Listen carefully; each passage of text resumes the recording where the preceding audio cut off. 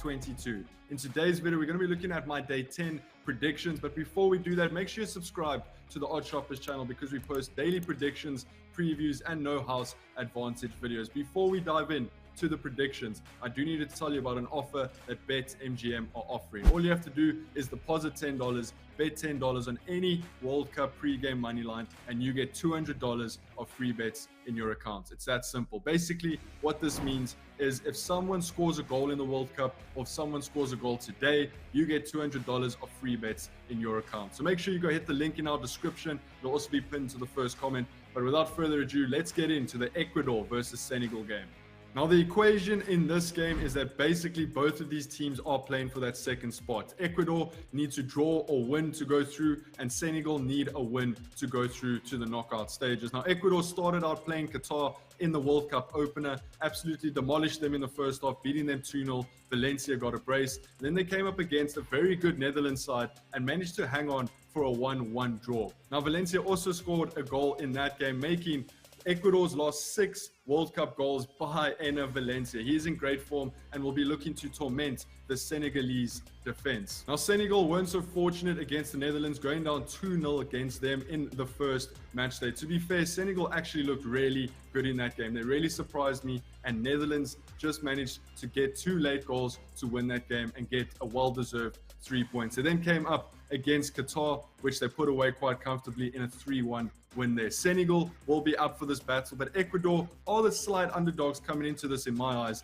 and will also be looking to make it through to the knockout stages. Now, these teams have met once back in 2002 where Senegal won 1-0. However, Ecuador will desperately be trying to draw or win this game, making them undefeated in the group stage in a World Cup for the first time. Ecuador's defense has been really sharp, and Senegal's attack hasn't been that good. They didn't score a goal against Netherlands. Yes, they put 3 past Qatar, but Qatar aren't really in the race here. They're the host nation. They have to be there. And I just think that Senegal are going to struggle to score plenty goals against this Ecuador team. And Ecuador, I mean, Valencia, if he's on the pitch, he's going to be scoring goals. So the Senegal side needs to watch out. The way I see this going, I think it could go either way. It all depends about the team who wants it the most on the day. So I'm actually thinking this is going to end in a full-time draw. But to go a little bit safer, we're going to bet on the half-time draw at odds of -110. Next up, we've got Netherlands taking on Qatar. Now, Netherlands need to equal or beat Ecuador's results to go through as number 1 in the group. They'll desperately be wanting to go through there because then they'll probably play USA or Iran. They don't want to be playing England in the round of 16. That's where it gets very difficult. Now, Netherlands, we spoke about their 2-0 win over Senegal. To be honest, they didn't look that great. They just managed to claim it in the last couple of minutes in the game. And then against Ecuador, they really didn't look good. To be honest with you, Klaassen cannot be starting this game. He can't be starting for the rest of the tournament. I think they need to bring on Memphis Depay from minute 1. He is the impact player. He is their star attacker, and he will provide those chances and hopefully take some of those chances that Netherlands.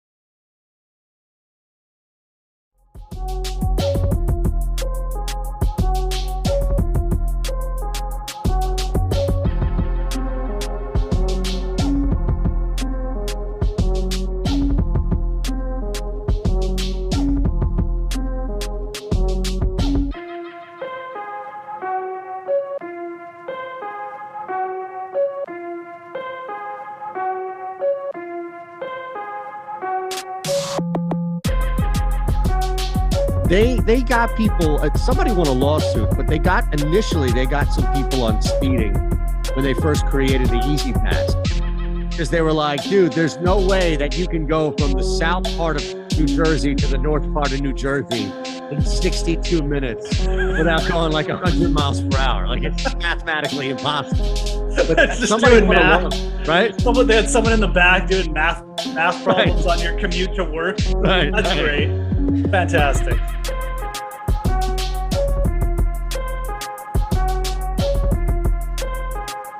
All right. Happy long holiday weekend. It's been a job for us and you out there as you try to stack some winning lineups. So you might have taken a couple of minutes away from all of this. Probably not, because even Thursday was a busy one the entire weekend. So hopefully Tuesday, Wednesday, I don't know if there's a Cyber Tuesday or a Bionic Wednesday or whatever, but get all your shopping done then, because Geoff and I are here Mike's producing. We're here with NHA. Of course, we have our own free projections on Stokastic. We'll tell you about the code to match up to 50 and all. But, my friend, we are back to close out another week of football. And normally this is like how we start the week, right? Normally this is like a Thursday night matchup. And now we got these two teams on a Monday night. Yeah, you're right. It does kind of feel like Thursday, doesn't it? This doesn't really feel like the Monday nighter. I've been feeling that all week. I'm like, I don't even know who's playing Monday, and then I'm like, oh, it's Pittsburgh Colts. It's like, it does feel like Thursday. So no. Look at that, by the way, real quick. How about that? The new layout's up. You see that? We look. Oh yeah, no, that is fantastic. Just wanted to give a nod. I'm sorry. Go ahead, brother. No, I wouldn't even have noticed. I know you wouldn't have. Out, so. That's why I said something, because you are oblivious to that type of shit. Absolutely, man. I'll just talk, and the show will be over, and I'll just keep talking. But, that's right. Yeah, man. No, I mean this game's and it's weird too, right? Because these teams aren't out of it necessarily, but at the same time, obviously, we're not talking about two elite teams here. So, kind of an interesting game from a setup perspective.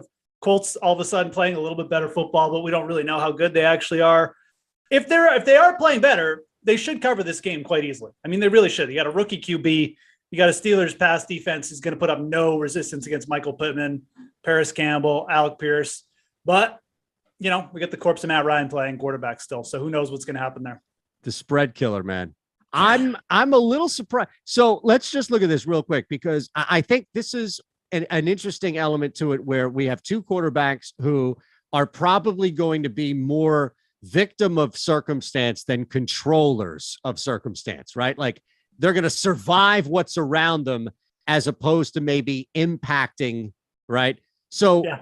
I guess my question is the return of TJ Watt, Minkah Fitzpatrick, that healthy defense. Clearly there's talent that you mentioned with Pittman there, but getting to Ryan, is that not an equalizer for you, or do you think Indy just overcomes it? I think Indy probably overcomes it, because again, like, you have the similar problems on the other side of the ball for Pickett, right? Like, the Indy D line is pretty good as well. So I think that ultimately the Colts have more ways to overcome it. Either Jonathan Taylor gets going and neutralizes it, or, a guy like Paris Campbell just gets open and they move the ball a little bit, and maybe they get a couple sacks, but Campbell breaks free for a long pass. Alec Pierce gets open. I think there's just more chances that Indy kind of overcomes that issue. Again, like, Pittsburgh could do it too, but Kenny Pickett really inconsistent. Yeah, sometimes you get the deep balls to George Pickens, but like, if those aren't there, Najee Harris probably not going to save you. So I do lean Indy here. I think there's more chance you see one of their wide receivers come up with a big game. Maybe it just ends up being a balanced attack as well for the Colts. I don't know, and they kind of just and Pickett just doesn't do anything. So.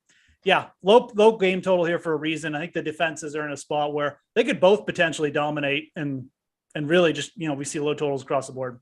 I agree, and I think I just wanted to see where your thought on that was, especially because of the total, and that's probably the bigger thing there. Is we're both leaning under. Paris Campbell is he and Kenny Pickett actually are the lone two that we have projected in the 70 percentile. And what's interesting about this is Pickett. Now, granted, it's a 0.5 to 1.2. So it's not like Alex and company, our free projections on Stokastic, have Pickett smashing this right at like 2.2 passing touchdowns. But yeah, I mean, I guess I could see him getting one, and that's fair. And he still is only at a half, where normally we'll see these guys, just like Matt Ryan, for example, at 1.5. So I imagine that if you can get Kenny Pickett at a half a touchdown at the books, it's probably significantly juiced. Yeah, absolutely. I know I was looking at it this morning. It definitely that would be the case. So, and again, it's, we have two interesting props on Pickett, and you mentioned and it's kind of funny because normally we'd see a 0.5 touchdown prop with the quarterback. And we'd say, oh, this is like automatic, but Pickett has thrown 3 touchdowns in all his starts this year. It's not like this is a guarantee. There's no guarantee that he gets a touchdown here. Right. So the other route you could take though is, the interception route. Which is projected to be almost as strong a play as the over a touchdown. So, I would throw back to you. I think this is a good place to start. A, what do you feel more comfortable with? And then B, it's I think there's also an argument here. We take both. I think that there's, if Pickett does throw an interception, better chance we get a little garbage time action towards the end, maybe get that touchdown there. And then also, I mean, we're just asking for one event here. Like, you know, the interception, I feel comfortable will happen. And then the passing touchdown, like I said, like I'm willing to gamble on one touchdown here. It's not like the Colts, you know, secondary has been shut down all year. They're definitely playing better, but you got Pickens out there. You got Pat Freiermuth, who I'm pretty big on for today. I would consider going over on both these for Pickens, or for Pickett, I should say. And maybe even starting your lineup like that. It's a good call. And I'm just looking at this here too, as you were going with it. Now, I also think that this doesn't take out Pittsburgh from winning this game. It doesn't keep this game under or prevent this game from going under as well. So exactly, yeah, I think that, right. I think there's a lot here where you're just targeting volume, right? You're just targeting the fact that Kenny Pickett is dropping back. And who knows? I mean, look, I like Pittsburgh somewhat in this game. I wish there were a little more points to take, but outside of that, the total, this stays close. If it's a 33 or 29 point total, that's going to probably stay close. So yeah, you could easily see Pittsburgh down, you know, maybe 7-10 points. And that all of a sudden down 10 in the second, down 10 in the third, you're still down 10, but Pickett, throwing. So yeah, I think that it's a good point you raised, Geoff, about the two correlating, and people may think, well, I'm going over touchdowns, therefore I won't touch the interceptions. Absolutely not. I'm with you. I think both make sense to go over there. Yeah. And I mean, like both these defenses, these are actually pretty similar teams in a lot of respects. Elite wide receivers on the outside, defenses that, you know, if you look at both of them, they've both allowed 5 rushing touchdowns to running backs. Like that's one of the lowest rates of the year. So, you know, Pittsburgh, yeah, it's a low point total, but they're still projected for like, you know, 17-ish points here. I mean, they're going to score a touchdown or two is the most likely scenario. And I think there's a pretty big likelihood we see at least one of those come through the air. So same thing kind of on the Indy side, obviously. I would definitely, yeah, I think that, and again, like I don't need to talk about the Pickett interception rate or anything like that. Got a good pressure rate on the other side with Indy, been getting after it late. So yeah, I mean, at the very least, you should be looking to target one of these, but I wouldn't have a problem targeting both. All right, so let's move now. Pickens was another guy, you know, Paris Campbell is just popping up as a pretty heavy fade. You talked about Freiermuth kind of in the game script, but just a guy that is popping up as a strong or the strongest to fade here would be Paris Campbell, going under his receptions and under receiving yards. So if you are building across multiple lineups and all, he might be a guy based on our projections that would be a good person to fade a couple of times over. Yeah. And you know, it's funny because like Paris Campbell, his receiving prop of the books didn't go up too much this week. I think you could have got it at 41 early in the week. Maybe it's 43.5 now, but I'm kind of inclined to agree with the under here from our projections. Maybe they're not quite as bullish on him as I am, but I'm not bullish enough on Paris Campbell to start taking overs on him at 4.5 and 50 either. This is basically a 3-headed monster here. And it's not like we can sit and say, oh, well, Paris Campbell's now the de facto like 1A to Michael Pittman. That's not true at all. Michael Pittman is the real alpha in this game. He kind of showed it last week too. Like Campbell was in a lot, like I bet Campbell's over last week, but in a lot of ways, I think we were kind of lucky to get there. The game flow went against us, but they needed a few quick hitters down the stretch. And that's how we got there. Pittman was dominating the targets early in that game. And if Pittman comes out and dominates here, there's no guarantee we get the Campbell targets late in the game. I'd much rather go over Michael Pittman here. I'd probably even rather go over Alec Pierce than Campbell, who's just a bigger play receiver, get a way bigger ADOT, and he's got a way lower total. So I think the way I'm looking at this is, yeah, let's fade Campbell's totals, potentially both or one. We do have it stronger on the receptions to go under, and I think that's fine. I mean, 5 receptions, we're asking for a lot here. You know, in a game where, again, we were 3 wide receivers well in play, haven't even talked about tight ends. And then let's go over on at least one of the other wide receivers, probably Pittman to start. That's the way I would lean. That's the way I'm looking to play this. Paris Campbell, I know the volume's up. He's good. He's been good with Matt Ryan, but he hasn't been that good that I think we need to start giving him that much respect that he's just going to automatically go over these big totals. So real quick, because we're going to talk about the other guys, and you mentioned that as far as the 3-headed monster, what you can do here as a whole. I do think, though, that he's an interesting candidate, mainly because he's popping up. And look, it's a 1-game slate. So if there were 3, 4, 8 or 9 other games, it's a different story. But if you were to fade our projections, I imagine, right, that multiple people, especially if they're only building a couple of lineups, are probably going to sprinkle these throughout. So that just a thought, where if you were building an extensive amount of lineups and you were using our free projections, and then towards the end you're thinking, well, we don't have any ownership like we do in normal DFS slates, I'm just going to try and fade our own technical ownership, which is just people here at Stokastic. That might be an interesting way, Geoff, only because Campbell is popping up in 2 of the top 4 categories.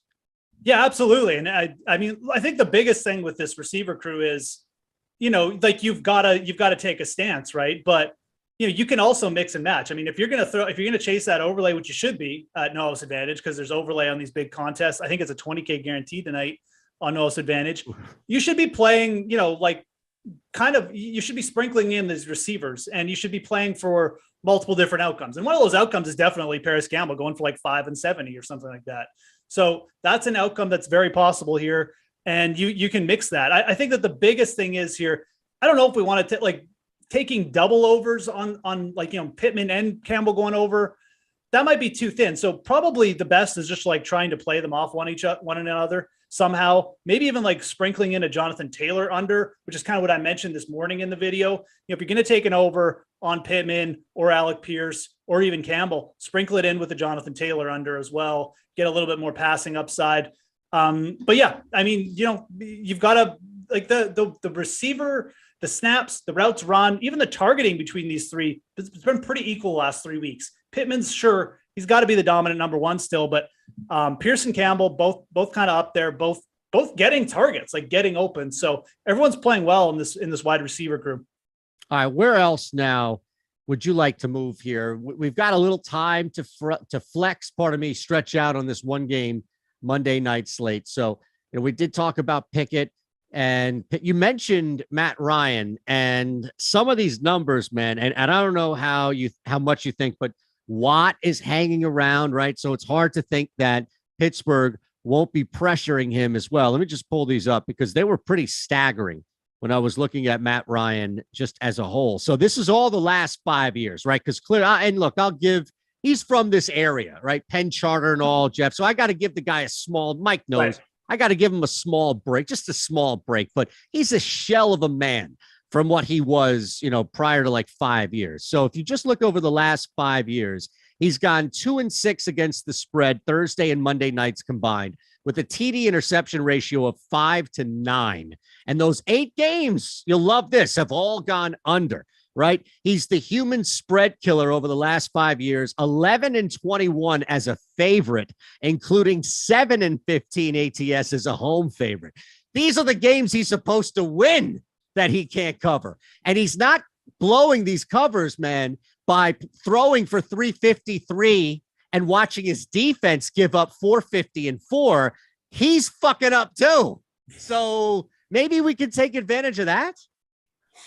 Yeah. I mean, look, Matt Ryan, 246.5. I mean, that's a big number. That's a big number. I'm kind of torn because I do like the setup I do actually like the setup for Matt Ryan. I mean, he's got the receivers to work with. This has been a secondary that's just seeded big play after big play, and all season long, since the start of the year, you've been able to throw kind of at will on the Pittsburgh Steelers. I mean, even just go back. I mean, obviously Joe Burrow is Joe Burrow, but Jalen Hurts putting up almost 300 yards. Tua, so they've allowed some big games. In fact, if you go back their game log, there's only been 3 games where they've allowed less than 250 yards. So, that's where this projection is coming from, I guess, is the thing to say. If I'm going to fade Matt Ryan, I think that yards probably isn't the best place to do it. The passing touchdowns, absolutely. And then the interceptions. Give me the under on the passing touchdowns, maybe, and the over on the interceptions. I think I'd probably feel better about that. I wouldn't be shocked if Ryan ends up going over his yardage total, for the simple fact that, again, the big plays are just there so often. But like you said, you've got a very opportunistic Philly defense. They'll probably stiffen up in the red zone. You got TJ Watt back. I'm sure they'll force Matt Ryan into some bad throws. And what'll that do? That'll just put, Indy under more pressure to throw a bit more. So you could just fade Matt Ryan across the board. Absolutely. But I think if I was going to pick my favorites, it would be interception, passing touchdown, under, obviously, and then the passing yards. All right, the passing yards is also an interesting contrarian play because I don't think most people are going to be looking to go over that. But you can really mix it in with like 2 wide receiver overs there, Pierce and Pittman, or just pick whichever 2 you want. So that's the way I'm looking at Matt Ryan for the props. Anyways, I mean, I agree with what you said about the spread and everything else. I mean, but sometimes that factors in, like nearly the 1 to 2 TD to interception ratio that you see across those 8 games in prime time. And look, it's not like he's 7-0 against Mike Tomlin either. He's 0-3 straight up against the spread. So there is a sense of familiarity that Tomlin has with him. I think a lot of that's why I bring this up is because I think, and I just telling the people out there that I think a lot of this helps build a game flow, a game story. For example, and we should talk about Najee Harris, but I'm just curious real quick before we talk about Harris and some other guys that maybe we omitted, like I guess the Steelers receivers here. If I were to tell you, like if you knew ahead of time, Geoff, right, in your crystal ball, that this is a 49-point total, this goes over, and it's pretty comfortable at that point. Like you're almost at 50 points, 49, 50 points total. How much does that change what you're doing, and who do you think is impacted the most? If it's Ryan, if it's Alec Pierce, if it's Deontay Johnson, right? Like now ahead of time, all right, I'm building this like this game's going over. Because the reason why I ask you that, and I'm giving you a little bit more time to think in your head here, is because I think this is the hardest contrarian play for people to get around, which is this is going to be a high scoring affair. Yeah. So no, I mean, in that case, you've got to look, you got to think, I mean, if I'm thinking like both teams are getting over 20 points, maybe getting over 22 points, I mean, you've got to pick a couple guys on Pittsburgh, I think, especially in their receiver crew to go over. I think that, again, this is a tough Indy defensive front. I don't think Najee Harris is necessarily guaranteed to go over his yards, even if they score a bunch of points. I mean, you could just get Harris going off as a receiver as well. I think in that case, I'd definitely be looking to Freiermuth and Pickens to go over. I'd probably, we mentioned the Kenny Pickett passing touchdowns. Yep. That's an easy one, obviously, in that scenario. But yeah, I'd really be looking at Freiermuth and Pickens in that scenario to potentially just be going over everything, especially their yardage. I think that, if they're moving the ball, they're going to need big plays down the field. I think that's really the Steelers' kind of only way to move the ball. Like they need Freiermuth down the middle. They need Pickett on the big plays on the outside. So be looking for yardage overs on that guy. And then on the other side, like the Indianapolis side, if you're assuming like a 27, 25 point output, they're a little bit trickier because that could just be pure Jonathan Taylor domination. Like that could just be Jonathan Taylor getting like 200 yards and like Matt Ryan throwing for like 180 and like Pittman maybe even going under and not anyone else doing much. But on the other side of it, like we could get Taylor over, we could get Pittman over, we could get Matt Ryan over in that scenario as well. So a lot of different ways to play it. I think it's a tougher ask how to play it on the Colts side. I think it's very simple on the Steelers side. If they're scoring points, it's got to come from Pickens and Freiermuth for me here. Yeah, Freiermuth, I think, again, is because of the electricity and the big play with Pickens, it might be easier for a guy like Freiermuth to kind of slip there. 19 targets the last 2 weeks. Freiermuth. Yeah. Yeah, and it's amazing. And I just think the average person paying attention would be like, come on, what are you talking about? He had 19 targets. Shut up, dude. Geoff just told you. But I feel like look, I don't know how many people are watching the Steelers for offense. And if they are watching the Steelers, it's probably because they're either a fan or they bet on the other team. So it's easy, I think, to watch a guy like that fall through. But you're right. Like that could be that's the point. That could be a sneaky target. What about Najee Harris? What are you doing with him specifically? Yeah, Najee's interesting. Noah's advantage. They're great, honestly. Like they make these tough and they make them tough in a good way.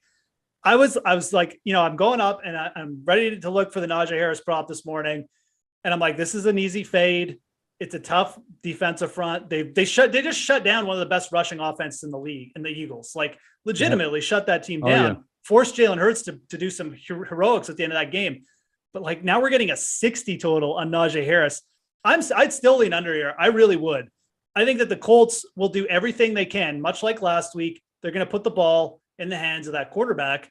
And which is why I'm so bullish on the Kenny Pickett interception prop.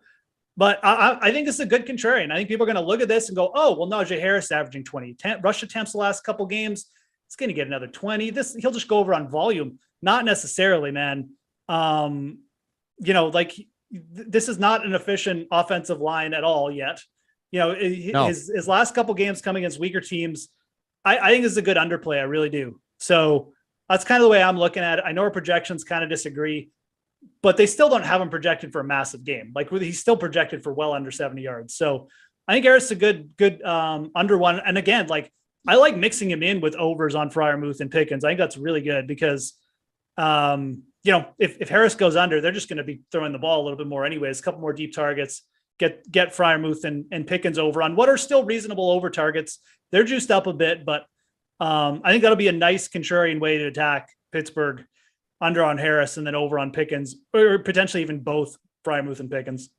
Anybody else that we left off here that you'd at least want to talk about? I mean, yeah, I think the Alec Pierce reception prop deserves just a quick shout out. I mean, 2.5 receptions. He had 8 targets last week. His targets had dipped up and down, but some of that was with Ellinger. He's been pretty consistent with Matt Ryan. Like, I'm projecting him for 3 catches is fairly reasonable. I think that's a reasonable one just to look at, take the over on and kind of move on.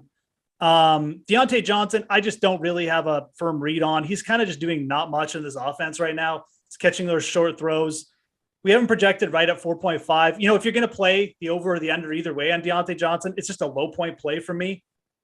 It's not really a prop that I feel like, even works into any kind of game flow. It's just like, yeah, they'll throw to him, but he'll probably going to end up with like 4 to 6 catches and, pick which side you want. So there's just better spots for me to target than Deontay Johnson, excuse me. So yeah, that's pretty much it. I mean, I think we talked about the quarterbacks. Like I said, Ryan is an interesting contrarian play. I don't even think we have a yardage. Oh no, we do have a yardage prop on Pickett. That one's interesting. I mean, it's pretty low at 219, but yeah. Again, I mean, it mixes in well. If you're playing for the higher scoring game, using Pickett as an over, maybe in a lower point play makes a ton of sense. But if you're going to play for a lower scoring game, I don't think you should be scared off the unders on these quarterbacks either. Awesome. At Fantasy Grind at Shander Show. It's how you can follow us on Twitter if you like. We're here. The show is here 3 days a week. So we have you covered Monday, Thursday, and then Friday for the weekend, the NBA edition with Terry and Gundacker. Damn it.